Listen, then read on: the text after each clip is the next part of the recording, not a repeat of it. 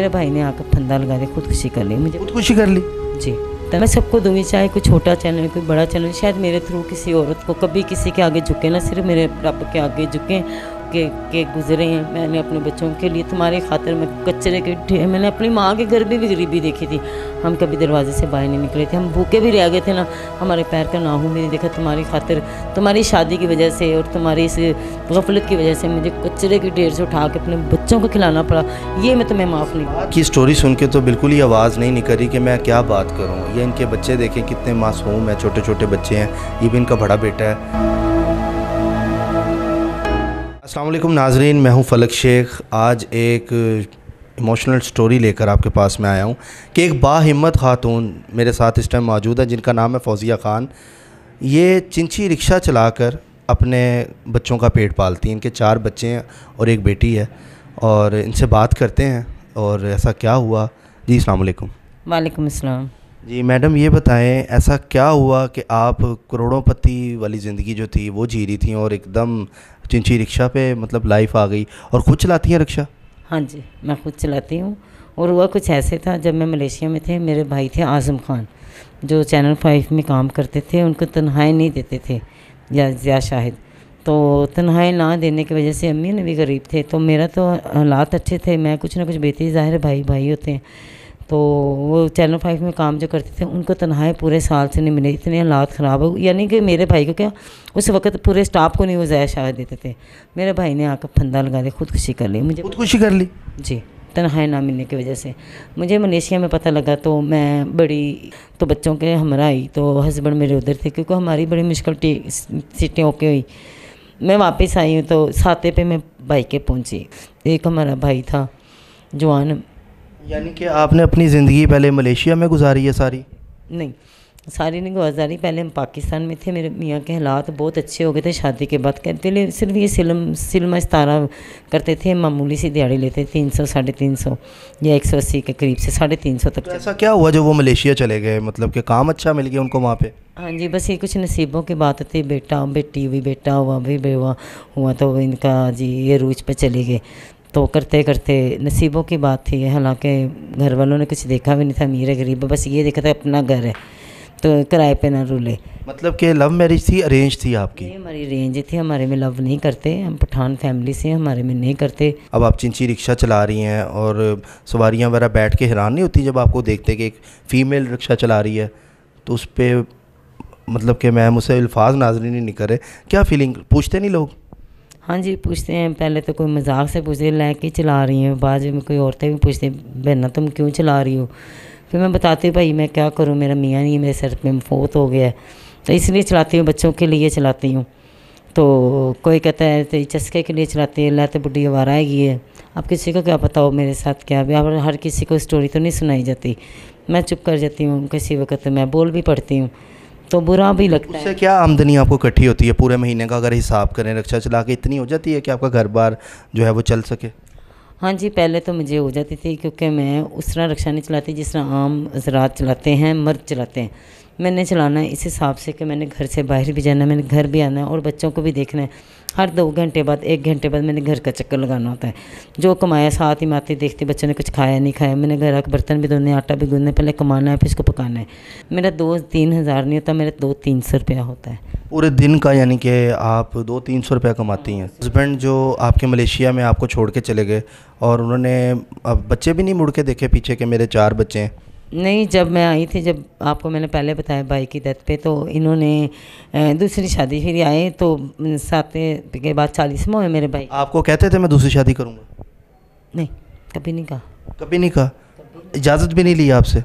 नहीं, उन्होंने कभी ना मुझे कहा था, क्योंकि मेरे बगैर वो खुद भी नहीं रहते थे, तो ना उन्होंने कभी सोचा था, तो ना उन्होंने मुझे कहा था। तो मुझे कौन थी औरत उसका पता है आपको जो उनकी लाइफ में आई और उसने आके उनका दिमाग ख़राब किया, जी मुझसे शादी कर लो ये? हाँ जी, उनका मुझे पता बाद में लगा था, वलीमे वाले दिन ही पता लग गया था। वो रेमंड की थी, स्कूल टीचर थी, उसको कोई तलाक वगैरह भी पहले हो चुकी थी। तो ये अपने भाई का वीज़ा लगवाने आई थी, क्योंकि मेरे हस्बैंड जो मेरे मलेशिया में होते थे ना, तो यहाँ पे दफ्तर था ट्रैवल एजेंट का, इसका भाई को चाइना का वीज़ा लगाना था। ये बाद में मुझे स्टोरी उधर उनके गाँव जाके मुझे तैयबा के रेमंड में मुझे पता लगी थी। तो औरत को पता था कि ये बंदा शादीशुदा है, इसके 4 बच्चे हैं? या हाँ जी, उनको सब पता था। मैंने समझा था शायद किसी कुंवारी बच्ची के साथ कोई ज्यादती होगी। मैं उधर से मैं कहा मैं जाके इनका भांडा फोड़ देती हूँ, मैं इनको बताती हूँ शादीशुदा मैं इसकी बीवी, ये देखे बच्चे हैं, आपने इनको बेटी क्यों, और आपकी बेटी स्कूल टीचर है। जब मैं वहाँ पे गई, उनके रिश्तेदार भी थे, उन्होंने मुझे, मैं कहा यहाँ पे जी शादी हुई है, इस तरह लाहौर से बारात आई है, तो वलीमा शादी है। उन्होंने कहा जी ये हमारे भाई की बेटी है। मैं क्या आप लोग नहीं गए शादी पे? कहती हम लोग इनके घर शादी पे नहीं जाते, इन्होंने हमारे ख़ानदान का बेटा नाम डुबोया, तो मुझे बहुत दुख हो रहा है, तुम इतनी प्यारी हो, तुम हाथ लगे। कहती ये तैयबा के काम ही ऐसे थे, ये बंदों को फंसाती होती थी। इसके पहले भी शादी से पहले एक बंदे से भाग गई थी, फिर इसके माँ बाप ने मार पीट के इसकी एक बंदे से शादी कराई, फिर इसने उस पर इल्ज़ाम लगा के हम पूरे ख़ानदान में, बल्कि उस लड़के का सर भी ज्यादा कि वो हमारा रिश्तेदार था। तो फिर उस समय पता लगा ये तैयबा गलती, अब तुम्हारे शौहर के साथ तुम्हारा गांठ डस गई, बर्पा हो गई होगी कि अचानक से ही मतलब आपको पता लगा एक शादी का, और उसके बाद नहीं बर्दाश्त होता बंदे से। तो किस तरह आपने ये मतलब किया कंट्रोल इन सब चीज़ों को, और रिश्तेदारों को भी हैंडल किया? मैंने बड़े मुश्किल से कंट्रोल किया। मैं अपने बहन भाइयों को भी नहीं बताती, क्योंकि मैं शर्म महसूस करती थी कि मैं कहूँगी कि मेरे हस्बैंड ने, क्योंकि सबको पता था हमारे ख़ानदान में एक रिकॉर्ड था हमारी जोड़ी का, मेरी कम उम्र थी हमारी जोड़ी का, वो रिकॉर्ड था। आप सोच भी नहीं सकते कि इनमें से हवा भी नहीं गुजरती। अब मैं सोचूँ कि मैं किसी की रफ़ाकत ने शादी कर ली तो मैं किस तरह बताऊँगी। मतलब इतनी मोहब्बत थी आप दोनों में, आपस में प्यार मोहब्बत बहुत ज़्यादा था, तो यकीन नहीं हो सकता था। तो मलेशिया में क्या काम कर रहे हैं इस टाइम? अब वो अल्लाह पाक के पास अपने गुनाह बख्शवा रहे हैं। वो उनकी डेथ हो चुकी है। वो मलेशिया में जब उससे साल 1 साल शादी पे रहा, मुझे ख़र्चा नहीं देता था, मेरे बच्चों के ऊपर इतना बुरा वक्त आया, और मुझे पे मैंने अपना सोना चांदी बेच के गुजारा करती थी। मैंने किसी को नहीं बताया। मैंने एक कमरा ले लिया 2000 पे, मेरे पासपोर्ट शनाख्ती कार्ड ले गया था। मैं चली जाती पीछे, मैं क्योंकि उधर के होड़, क्योंकि उधर की हुकूमत मैं अगर चाहती मेरी सपोर्ट करें। जब मेरे मियाँ ट्रैवल एजेंट थे, जाके उधर जाके उसने मुसीबत डाल दी। मैं नहीं जहाज़ पे नहीं मैं बैठ सकती थी। मैं बच्चों के हमरा इधर ही रुलती फिरती थी। शनाख्ती कार्ड भी मेरा वो ले गया। जब मैंने बनाने गई, उन्होंने कहा आपका शनाख्ती कार्ड नहीं बन सकता।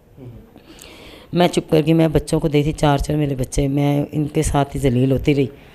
बच्चों को देखती, मैं उनको देखती। जब उन्होंने मेरा कुछ नहीं किया, मैंने क्या किया, मैंने रात को ख़त्म हो गया सब कुछ। बच्चे मेरे भूख से गिरने लग पड़े। मैं रात को छुप के जाना, मैंने तोड़ा उठाना, मैंने कोक की बोतलें उठानी, मैंने वो बेचनी। ये रोडों से बाय रोड? हाँ जी, मैंने छुपा के ला के मैंने चारपाई के नीचे रखनी, सुबह ऐसे के छांबुरे पे बेचनी कि हमने खुद बोतलें पी हैं, लोगों को ये दिखाना। और मैंने छुप के जाकर रस लानी, और वो पैकेट ला के अपने बच्चों को ना, ये चारों को ना, छोटे छोटे को दे देना। 2 दिन मैं ना जा सकी, वो इस वजह से लाइट नहीं आ रही थी। तो लोग जैसे मोहल्ले के बाहर बैठ जाते कि मैं बाहर जाके बोतलें उठाऊं, तो मैं देखूं दरवाजे में से, क्योंकि मैं पर्दा भी करती थी। मतलब देखती थी ना कि ये सज्जे खब्बे हो जाए, मैं जाके तो बोतल उठा के बच्चों को देखूं, तो बाहर देखो बंदे हैं। अब इनको देखो, मैं छुप के जाना चाहती थी कि मेरे पीछे ना कोई आ जाए कि ये क्या करी, मुझे कोई देख ना। औरत थी जिसने आपका घर बर्बाद किया, वो कहाँ पर है इस टाइम? मलेशिया में ही है कि वो भी इधर आ गई है वापस?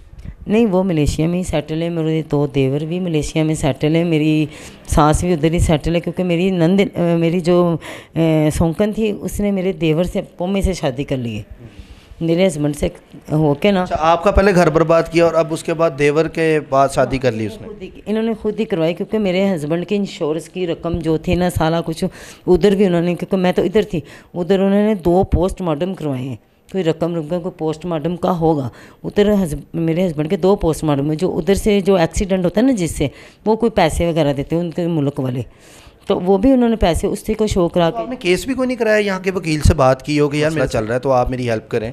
नहीं, मैं आवाज़ थाने तक ले गई थी, तो थाने में पेश हुआ था। तो फिर उसके बाद सुलह सफाई का, मैं ये भी रखांगा, मैं उन्हें भी रखांगा, मैंने अपने शौक़ के लिए शादी की है, ठीक है ना। तो इस तरह की बातें की, मैं कहा ठीक है, मैंने कहा ठीक। उन्होंने कहा जी मैं बच्चे ने खर्चा मैंने भी इस तरह रखांगा। ये इस तरह की बातें ख़त्म होगी थाने में। सैन सुन का मैंने माफ़ी ना, मैंने कहा आपने शादी माफ़ की? मैं कहा मैंने माफ़ की, पर आपने घर आना करना है, मेरे बच्चों को ज़्यादा ज़रूरत है, और तो आपको पता मुझे सड़क भी नहीं क्रॉस करनी आती। उन्होंने कहा ठीक है, ओके। मैं कहा दिन को जितना मर्जी जाए, जो भी हो, रात को। उनका इंतकाल कैसे हुआ आपके हस्बैंड का? उनका इंतकाल ऐसे हुआ, जब लास्ट मुझसे वो 3 दिन राब्ते में रहे, मुझसे माफ़ी मांग रहे थे। मैंने कहा मैं रफ़ाकत आपको शादी तो माफ़ कर लेती हूँ, एक छोड़ के तुम 10 करते, पर मैं इस चीज़ की माफ़ी नहीं दूंगी। तो जो मेरे रात दिन सिस्से अल्लाह आपको इस चीज़ का सब्र दे। बहुत दुखी कहानी है आपकी।